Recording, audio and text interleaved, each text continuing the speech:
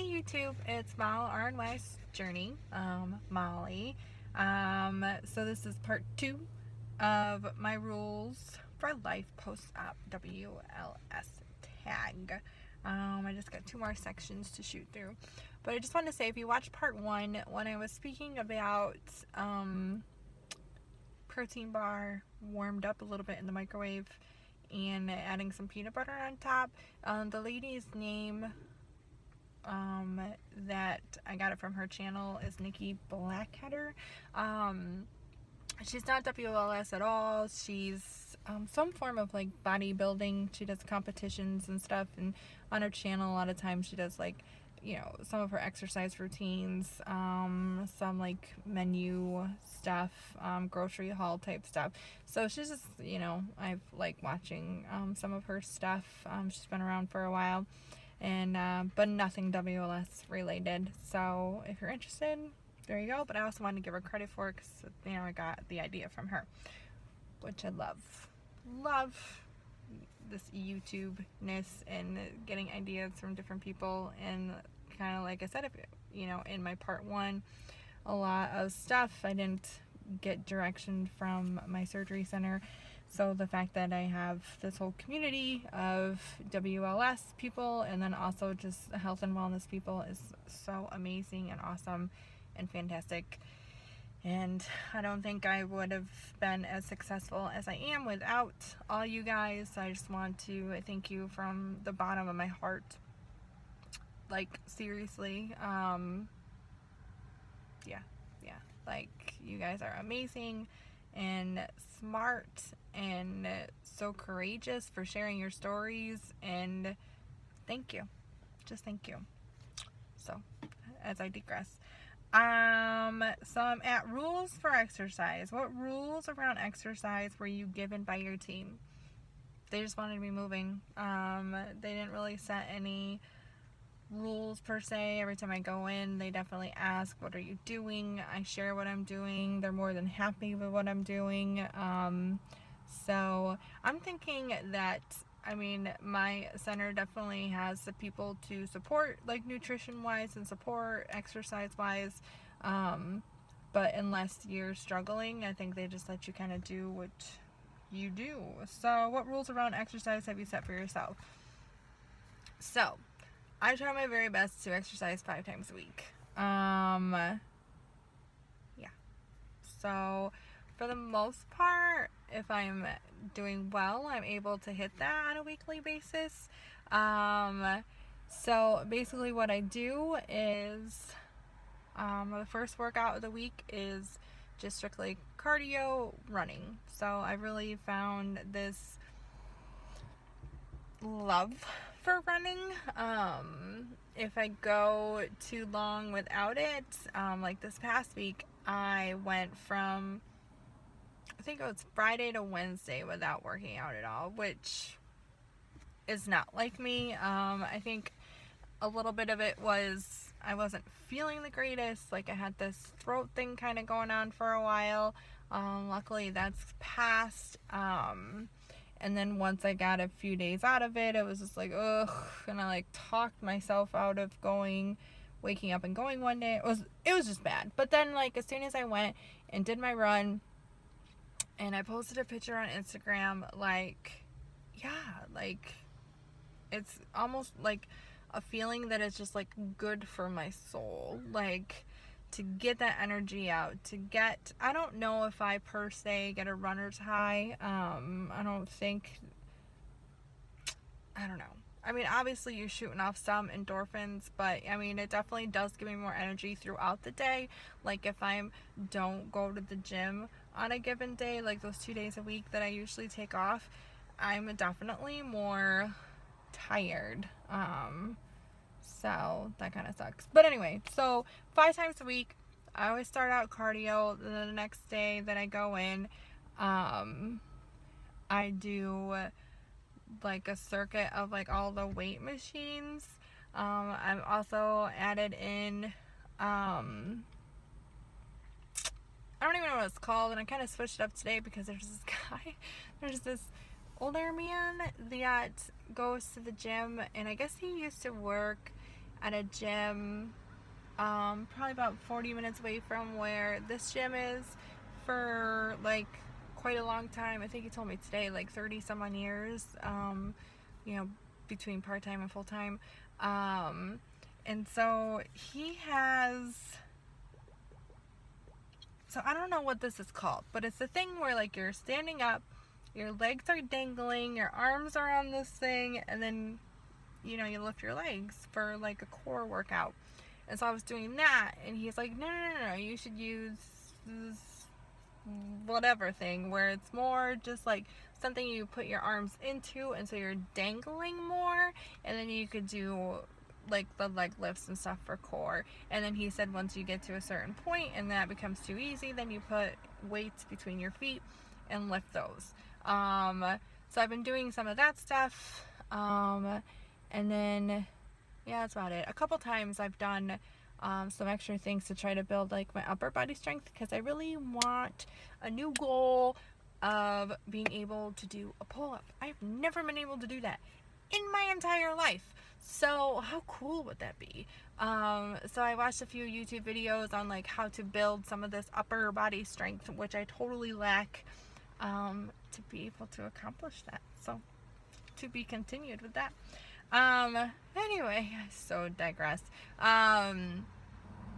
So I do that whole circuit and a couple little extra things, and that takes me like 45-50 minutes, and then I will still do like a half hour on the treadmill. Before I used to do treadmill then the weights, but then I've heard that it's almost better to do cardio after weight lifting, so I switched it up. So that seems to work for me. And then the next day I just do strictly running, and then the next day I do weights and running. But when I do, excuse me again, my running on the days that I do weights, a lot of times I just won't run consistently. I'll slow it down and do like an 8 incline for 5 minutes at like a 4.2, 4.3, and then go back down, run a little, and then kind of, you know, to build more muscular type stuff. Okay, so such as type. So running, strength training, and frequency 5 times a week, switching between the two. So that is what I do for that. Exercise for me is huge.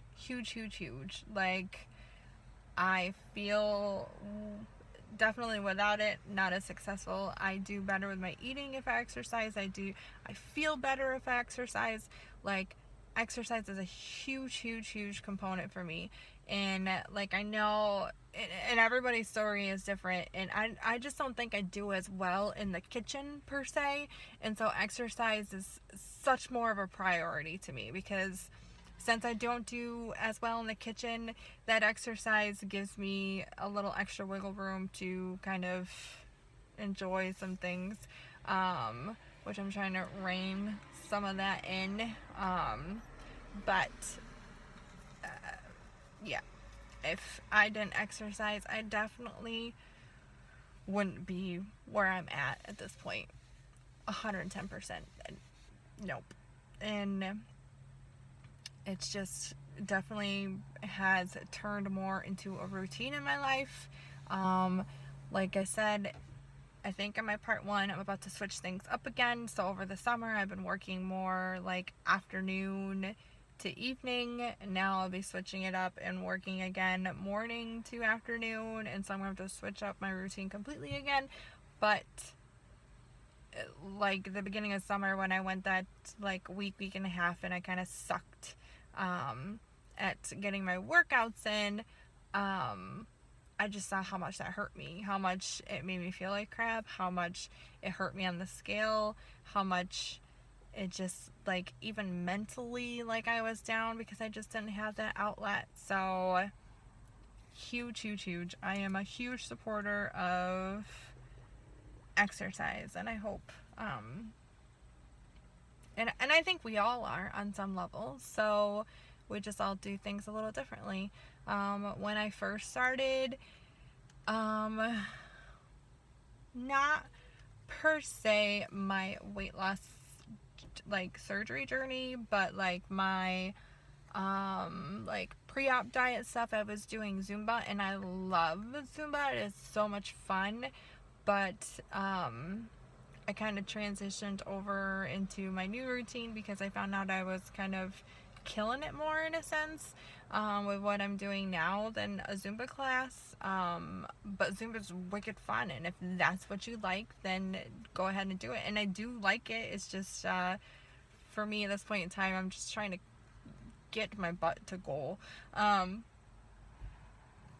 my gym is going to be offering a kickboxing class. I think that'd be kind of cool. And they're also going to be offering I don't know what it's called. I've never done a class like this, or even ever done exercises like this, but the straps are kind of like connected to the wall, and you do exercises with them, so you're using your body weight. I have no idea what it's called, but I might be, checking out that class. And I also, one class that I'm actually very interested in hitting up, but I just I haven't found a way for it to work in my schedule. And maybe I will with my schedule changing here soon again, is yoga. Like, I don't feel like I have very much flexibility. So, I mean, I have enough, but I could definitely improve in that area. So, I'm hoping maybe to try some of that stuff out. So I think it's just like the main importance is finding what you like and what's gonna keep you motivated, and what's, I think with running also, it's just that constant like improvement. Like when I'm able to run 6 miles, I am like, oh my god, that's freaking crazy. And so, the next time I run it, if I cut my time even by like a little bit, that just, gives me more fire. When I'm on a treadmill and I'm getting up to like 6.4, where when I first started I was dying at 5, like it puts that fire in me. So you just gotta find that thing that puts that fire in you, find that thing that makes you happy, and do that.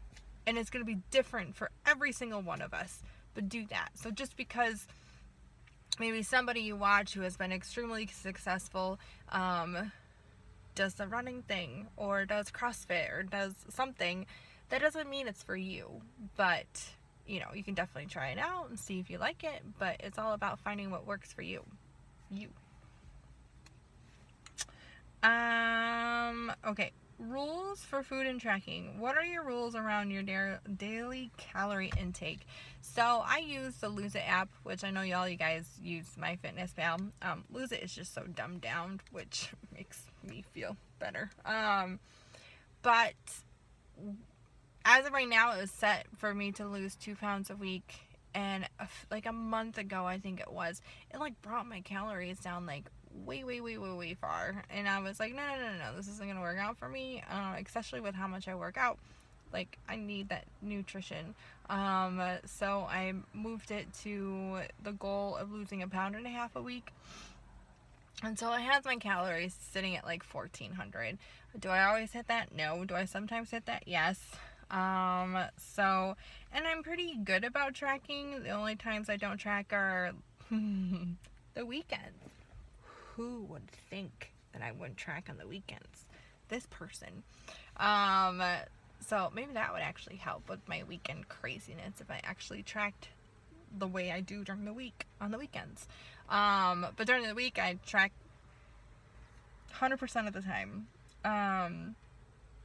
And I also weigh and measure everything. So, because I know for me, if I just plop stuff on my plate, it would just get out of control quickly. Let's see here. What about your rules around portion size? Half cup, 100 grams, 4 ounces, etc. For me, like, I probably stay around like half cup, like cup meal-ish. But then I also just try to listen to my stomach and kind of it tell me when I'm full. It tell me when I'm ready to stop. So, I mean, sometimes I'm really good about that. Sometimes I still try to push past it. So it's a learning curve, but I don't like you know, like last night we had chili for dinner, and I had a cup of chili with some cheese and whatnot. And but then there's other times, like my lunches here, that is more like a half a cup. So it just kind of all depends on what I'm eating and how I feel, pretty much. So nothing like crazy, like it has to be this. So, and I only eat 3 meals a day. I don't spread it out and eat like 4 or 5. But what about your macros? Carbs, proteins, fats. So protein, I tried to stay between 80 and 100 grams a day. Fats and carbs, like I said the other day, I don't know if it was on part 1 of this video. I think it was on part 1 of this video. Like, it seems like my body likes when everything's kind of equal to percentage wise. So yeah, we just kind of go with that. But I don't, you know, whatever works. Do you have any rules around tracking treats, etc.?